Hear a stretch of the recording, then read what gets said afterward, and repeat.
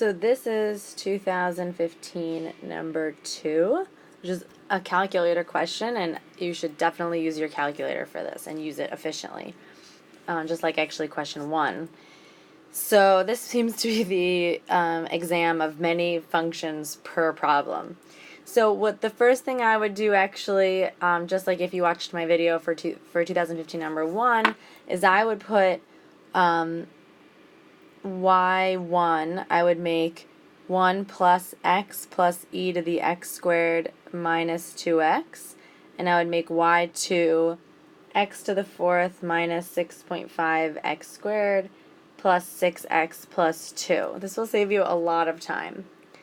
So make those y1 and y2. So part A asks find the sum of the areas of the regions of R and S. So you always do top minus bottom. Top minus bottom. There's 2 regions, so you're going to have 2 different integrals because in one region y1 is on top, and in the other region y2 is on top. So for region R,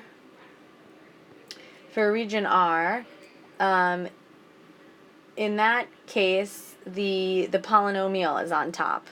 So that means you're going to take the integral of the polynomial minus the exponential. But before we do that, actually, we need to find that intersection point in the middle because that's where R ends. So you would graph these two. You find the intersection. The intersection ends up being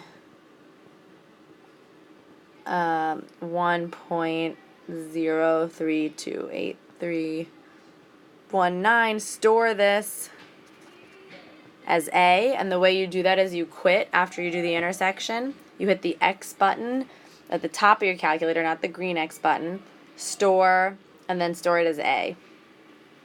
Okay, so I'm going to store that as A.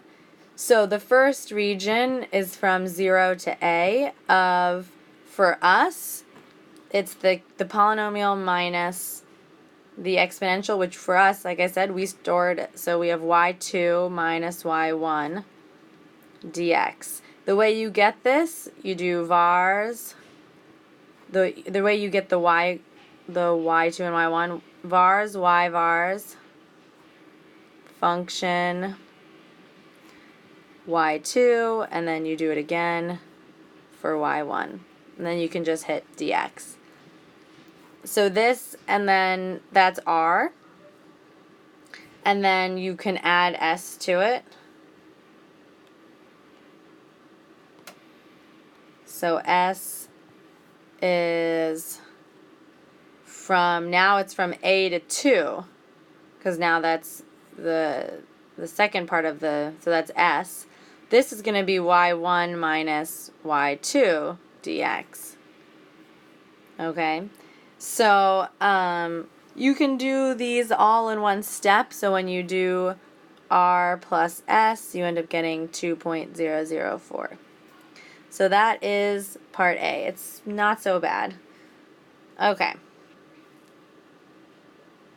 Part B, now this is a little trickier. They say for part S, for region S, it's the base of a solid whose cross sections are perpendicular to the x-axis and they are squares. So we want to find, so I'm just going to draw, this is S. So perpendicular to the x-axis means that this is the base of my square.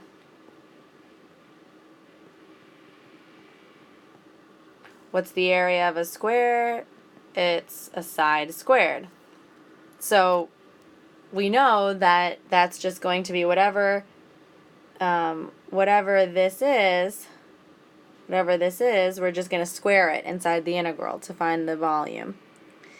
So the way we get this, just like you would find when you're finding the distance of something, you do one point minus the other, so one curve minus the other, the top minus the bottom. So this, we can actually, we've already kind of done this before. We know that what we're going to do is we're going to kind of use the integral that we used for part A. The only difference is that instead of just finding the area, we need to find the volume. So we're going to square what we put inside the integral. So the volume here, the volume is going to be from A to 2, because that's the region S is in. This is going to be, for us, y1 minus y2 squared, because this part is the area of each square. That's the area of each square. It's the base times the height, or a side squared.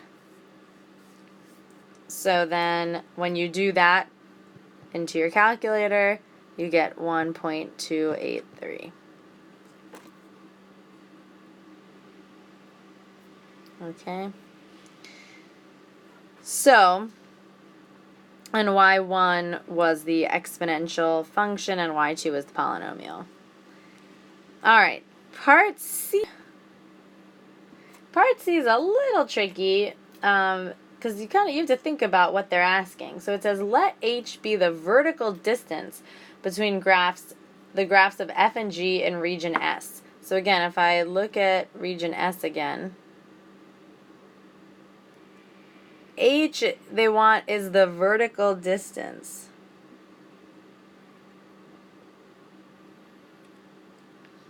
The vertical distance is the top minus the bottom. That's how you would get distance. So this is actually f of x minus g of x. Or for us, y1 minus y2. So that's what h is. It's f of x minus g of x. So they want, though, find the rate at which h changes with respect to x when x is 1.8. Whenever you see the word rate, it means when they say find the rate, if they give you the rate, it's a different story. But if they say find the rate, that means take a derivative. You're definitely going to take a derivative. So here, if h of x is y1 minus y2, h prime of x, right, that's the derivative. So now they want it at 1.8.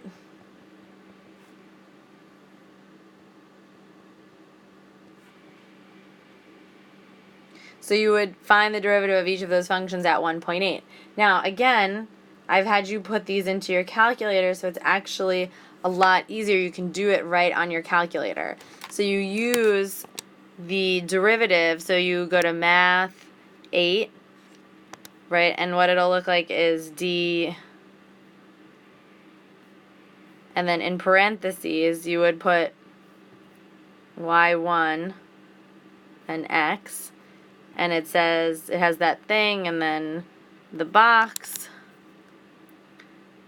and you would put 1.8 minus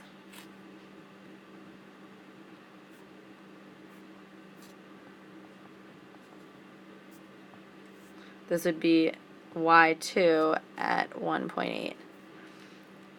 So, and then you can do that all in one step, and when you do that, you get negative 3.812.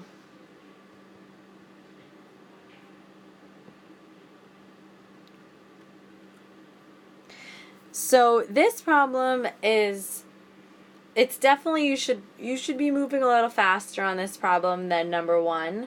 There's less parts, and the parts are not very involved, especially if you have everything saved into your calculator. The last part is definitely designed to trip you up. I mean, that's the kind of problem that you don't see on every AP test. The other two parts of this problem you would see on most AP tests, but that last one is kind of the push question. Do you really understand the concepts behind what's going on here? So that is 2015 number 2.